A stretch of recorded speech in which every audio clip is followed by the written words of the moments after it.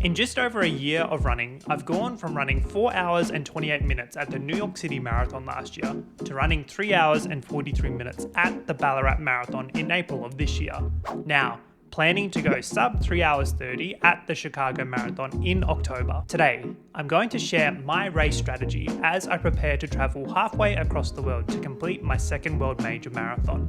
I'll cover my race strategy, course considerations, and how I plan to nail my nutrition out there. Let's get into it.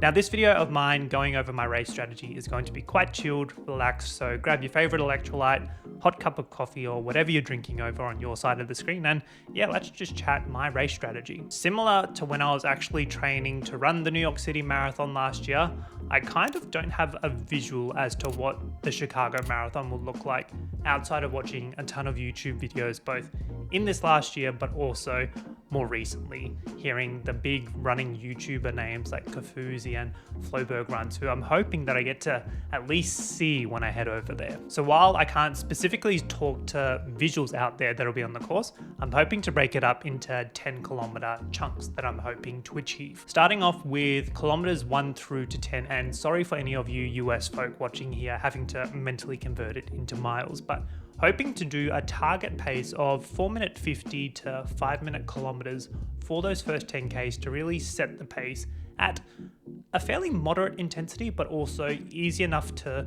not burn myself out completely. I think after reading many Reddit forums, but also seeing a lot of YouTube videos saying that the lapping isn't the best, obviously in the first little bit of the marathon, with GPS signal getting completely attacked by so many runners, but also just all these buildings everywhere. I'm kind of in two minds, particularly as, unlike New York, where I could literally see every single kilometer that I was running to, I believe Chicago only has every 5K marked out. And I'll be honest, I haven't really focused on splitting up my run into 5K splits over the course of it. But then doing some calculations on the pace calculator online, it's looking like my target split will be between 48 minutes 20 and 50 minutes flat. And I'll be honest, I don't want to do anything faster than this kind of pace in the initial stages of the marathon. Learning from my experience in New York in particular, went out way too hot and had nothing left in the tank to really push home, compared to Ballarat, where started so much easier than I expected, then was able to really give that kick towards the final 3 or so Ks. So this first 10-kilometer section will really set the rhythm leading into the next chunk of the race. Going into kilometers 10 through to 20, looking at slightly speeding up by hitting around 4-minute 50 to 4-minute 55 kilometer pace there. The only real difference here obviously is running within a 5-second barrier or buffer that I'm hoping to do, and considerations for this section of the race is to start getting me mentally prepared to what running sub 5-minute kilometers will feel like towards the later part of the marathon. Though I'm not going to be criticizing myself if I end up pushing a few seconds over that 4-minute 55. It's almost just a way that I can ease into the run and hopefully negative split it in that second half. Which leads me into my next section of 20 kilometers through to 30 kilometers, and I didn't mention a target time at the 20 kilometer section just before, because I'll mention my half marathon split time that I'm hoping to achieve there, which is 1 hour and 43 minutes. And funnily thinking about that, this half marathon time was actually my personal best last year when I completed the Gold Coast half marathon. So it's kind of crazy to think that like my first personal best that I set for the half marathon is now like, okay, semi-easy when it gets to the marathon stage. This section of the race, I'm looking to pick up the pace just a little bit, aiming to go 4 minutes 45 to 4 minutes 50 per kilometer. Taking a cheeky look at my notes here, the target 30 kilometer split will be between around 2 hours and 23 minutes and 20 seconds and 2 hours, 26 minutes and 40 seconds. So I'd say just over an hour, sorry, just doing my maths in my head right now, to complete that final 12.195 kilometers. Getting to that section where we hit the 25K to 30K mark, where I feel like everyone that's run a marathon before gets sore in some capacity or starts to have feelings of doubt on whether or not they can run at this pace for another 12 kilometers or so, but also just genuinely questioning if your body will get you to the end of the line with the fuel you've put in it. But I think clear signs for me on successfully getting to that 25 to 30k mark will be managing to consume all of the gels that I've got scheduled to take, as well as my 2 electrolyte tablets that I'm hoping to do on every single hour. Trying to work out if I'll tape them to my gels themselves or just stash them away somewhere in my running belt. Lastly, and also this is dependent on the weather conditions we'll experience, is to be staying hydrated. Even if I'm not too thirsty in those initial stages, making sure I go to every aid station really and take a little sip of water. And now we get to that last section of the race, 30Ks through to 42.195 kilometers, aiming to go 4 minutes and 35 seconds to 4 minutes and 45 seconds per kilometer. If I manage to run between these paces, looking at a potential finishing time of 3 hours and 19 minutes and 15 seconds to 3 hours and 24 minutes and 37 seconds. In these final 7 kilometers, because when I ran Ballarat, I think I started my kick around the 3 kilometers to go mark. Feeling like with the amount of running that I've done and even just the base that I've built up now, can hold and sustain that kind of pace for those last 7 kilometers, pending how I'm feeling with my fueling. And as I touched on in that 20 to 30 kilometer section, fueling is going to be crucial there, because getting to that 30k mark with 12 left to go, think I may be only having 1 gel left to consume and maybe some water, but then just running the rest of it out. I'm also hoping to empty whatever's left in the bucket that I have in the tank and really leaving it all out there on the course. I found in Ballarat, I actually had quite a bit of energy left over, and I've trained so hard for so long for Chicago, another 16-week program ticked off almost. Really just wanting to give it my all. Like, you travel halfway across the world to run this marathon. Like, I really want to test my limits for this race. Do I feel like I can run sub 3:30?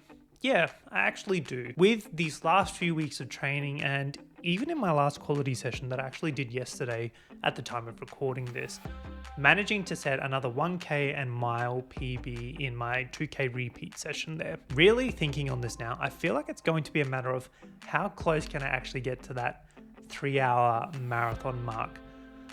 Personally, I feel like it'll be between the 3 hours 15 to 3 hours 25 mark. And I say this as I'm still a very new long distance runner, only doing this for just over a year now, or just even on it. While the dream, like many other runners, is to run a sub 3 hour Boston qualifier, I know that I've probably still got another good year or even 2 years to really start seeing myself get towards that kind of point. So sticking, again, not putting too much pressure on myself, but having that 3 hour 30 as the A goal here, not setting myself any A+, A++ goals.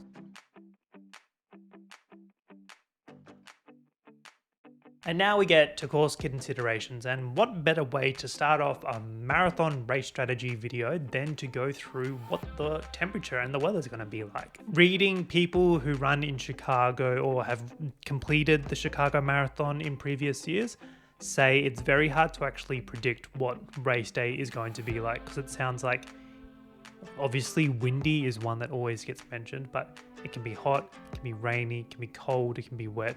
Can be a combination of everything. To be honest, this weather over in Chicago sounds very similar to Melbourne, and as I record now, it was just bucketing down with rain just a minute ago and was super warm yesterday. So really keen to see what the forecasted weather a few days out from the marathon will actually look like. Obviously, the wind factor will dictate the pace in some sections of the course. Not too sure exactly which directions will cause us to run into a headwind, tailwind, or sidewind, but just keeping that in the back of my mind if I do have to push back just a little. I've also touched on this in the previous section over my race strategy, but also the auto lapping and whether or not to turn it off.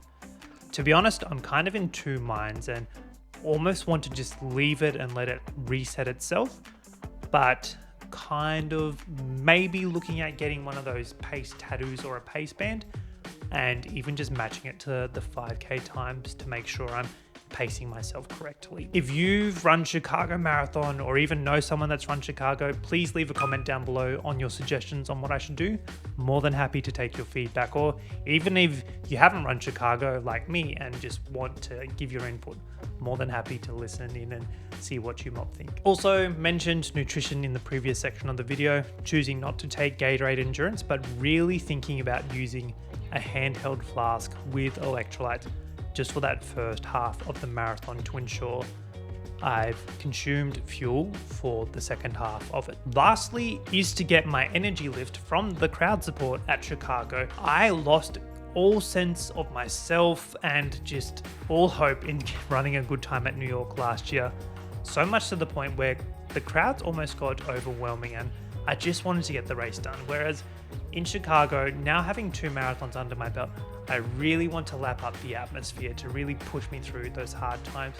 I know there's parts between, I think it's, don't know what kilometers, but let's just say 25 to 35 where there isn't too much crowd support later in the race, hoping that after dealing with the pain cave through that section, really using the end crowds to get me through and over that line. I really couldn't think of any other specific course considerations, knowing that I'll have to be at the start line super early, wearing throwaway clothes depending on the weather conditions and all that kind of stuff associated with any kind of marathon, so I won't bore you with that.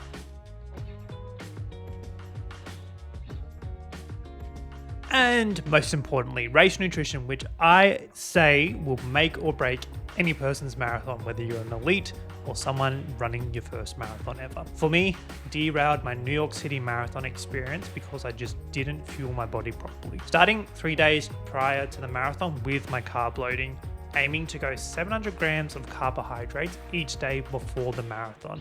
And I know that's a lot of bagels, bread, pasta, pizza, you name it, but it needs to happen. For me, as a smaller fella, looking at juices and other liquids to take a majority of my carbohydrates in. I know I'd be getting full after 2 bagels and just sitting on the couch for the rest of the day. Part of the marathon package, which allowed me to get an entry into Chicago Marathon, they've got a pre-marathon race pasta and pizza night at the hotel, which would be good. Load up there as the final meal before race day, and then also we'll do just a little bit of shopping to potentially buy bagels, banana, and some honey for my marathon race day breakfast. Hoping I can also find SIS electrolyte drink tablets there, because I'll take one of those with me after having breakfast, but also towards the starting line, and may also take an extra SIS gel before the race starts. For the race in particular, I've got 6 SIS gels that I'll be taking every 30 minutes along the course, rotating between non-caffeinated and caffeinated. The non-caffeinated flavor will be fruit salad and the caffeinated flavor will be berry. As I won't be taking the Gatorade Endurance formula on the course, we'll be taking an electrolyte tablet every hour of the marathon, so 3 in total there. And I'm hoping this will stop me from cramping up no matter what the conditions are come race day. Lastly, as touched on in the race strategy section, is to be taking little sips of water at every single aid station pretty much, ensuring that I keep my body hydrated but also cool. Around the 28k mark when I hit the wall in New York, my body was already too overheated for me to have any point of return back into the race. So even at the 20k mark or so, when my body's starting to get a little bit warmer, just tipping some water over myself to keep the body cool. Well, my friends, that is my sub 3 hour 30 Chicago Marathon race strategy that I'm hoping to execute in a matter of days now. I do hope to maintain my upload schedule whilst away in the States. Obviously, you won't get the Chicago Marathon video until I come back to Australia probably, but you'll have another 2 or so videos around the Chicago Marathon theme, so hope you mob enjoy those ones as they get out there. Thank you so much for watching, and I hope all of your running is going well over on your side of the screen there. I'm Jack, and I'll see you next time. Catch up.